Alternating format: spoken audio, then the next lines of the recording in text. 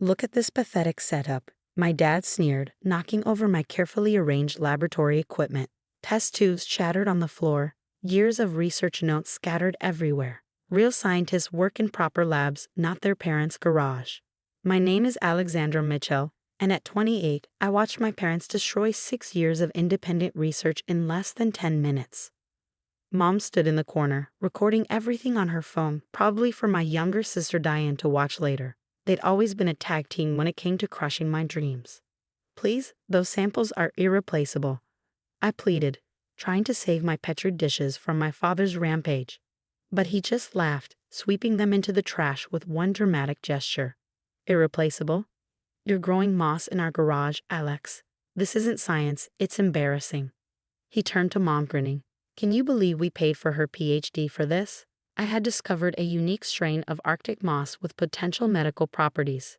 6 years of research, countless sleepless nights, all funded by my own savings after I refused to work for the big pharmaceutical companies my parents wanted me to join. We're selling the house, Mom announced, still filming. Diane needs the money for her fashion brand launch. You have 3 days to clear out this. She wrinkled her nose. Laboratory. And find somewhere else to live. The house they promised would be mine. The house where I built my research facility, carefully designed to maintain the precise conditions my specimens needed. The house they'd sworn I could keep when they moved to their beach condo. You can't do this, I said, my voice steady despite the chaos in my chest. I have a contract. You signed the house over to me last year. Dad's smirk widened. Check again, sweetheart. The contract was never filed. Just a little oversight.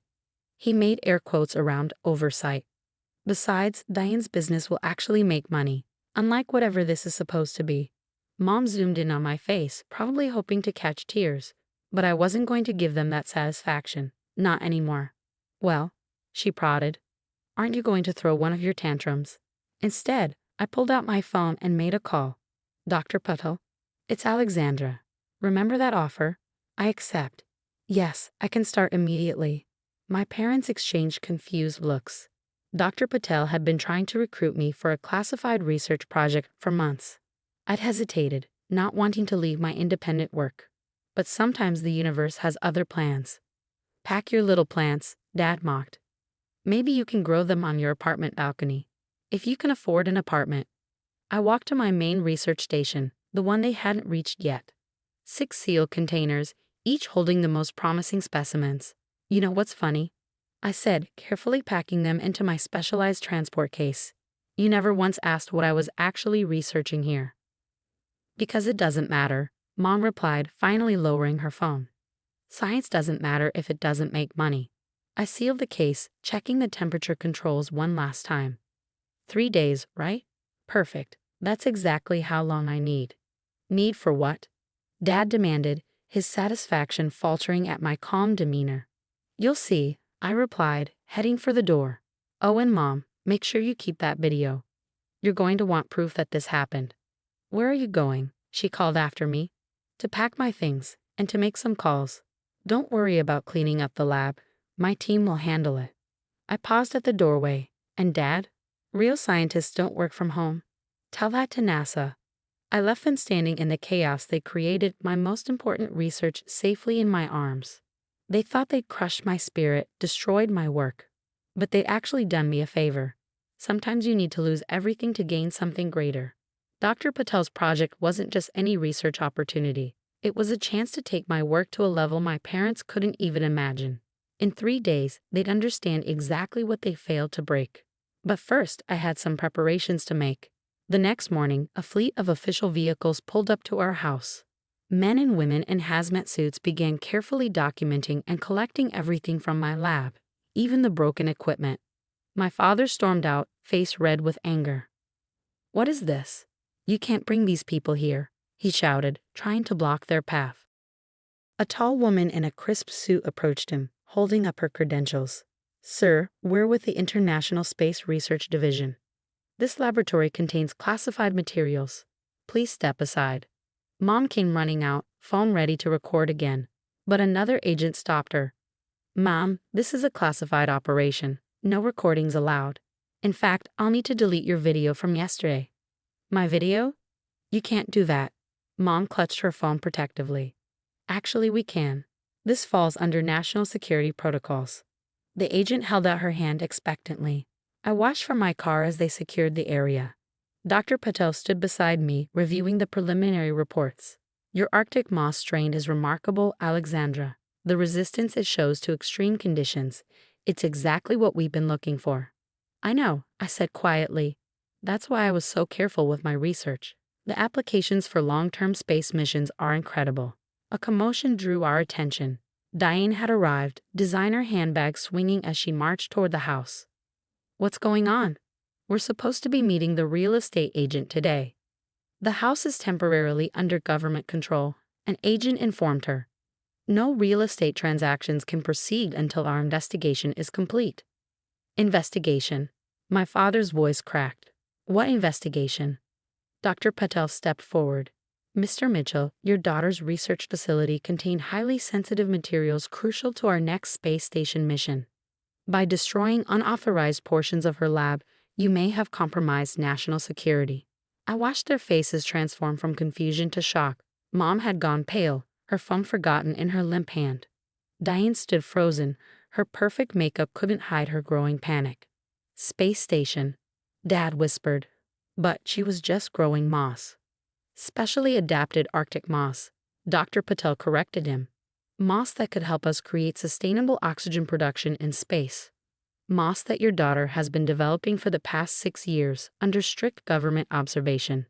My sister turned to me, her designer sunglasses slipping down her nose. You're working with the space program? Not just working with them, Dr. Patel smiled. Alexandra is leading our biological adaptation team. Her research is revolutionizing how we approach long-term space habitation. Dad took a stumbling step toward me. Why didn't you tell us? I tried. For 6 years, I tried to explain my work. You didn't want to hear it. You were too busy filming my failures and planning to give away my house. But, Diane's business. Mom started weakly. We'll have to wait, the agent cut in. This property is now under federal protection. Nobody's selling anything. I turned to Dr. Patel. Is everything secured? He nodded. The samples are safe. We'll have them transferred to the new facility by tonight. New facility? Diane asked. Yes, I replied, finally allowing myself a small smile. My new research center, the one NASA built specifically for my team. The weight of what they'd almost destroyed finally seemed to hit them. My father, who laughed while throwing away my pathetic samples, now stood silent as government agents carefully preserved every scrap of data from my lab. My mother, who'd filmed my embarrassing work, watched as her video was deleted under national security protocols. Alexandra, Dad's voice was barely a whisper. Save it. I cut him off. I have a meeting with the space station design team in an hour. Dr. Patel, shall we? As we drove away, I caught one last glimpse of my family in the rearview mirror. They stood huddled together, watching as their plans crumbled around them, finally understanding exactly what they failed to destroy. But this wasn't about revenge. It was about something much bigger than their small-minded vision of success. My work would help humanity reach for the stars while they remained stuck in their earthbound prejudices. Tomorrow, the official announcements would begin. My name would be everywhere as NASA revealed their breakthrough in sustainable space habitation. But today, watching my parents' world shatter like the test tubes they'd broken was satisfaction enough. Dr. Patel glanced at me as we turned onto the highway, ready to change the world. I smiled, thinking of all the times my family had mocked my dreams. I already have. They just didn't know it until now. 1 month later, I stood on stage at NASA's press conference, explaining how my Arctic moss research would revolutionize oxygen production in space. The auditorium was packed with journalists, scientists, and space program representatives from around the world. In the back row, I spotted my family. They hadn't called since the day their plans fell apart. But here they were, dressed in their finest, trying to look like proud, supportive parents. Diane had even worn a custom-made dress with a galaxy print, probably hoping to catch some media attention.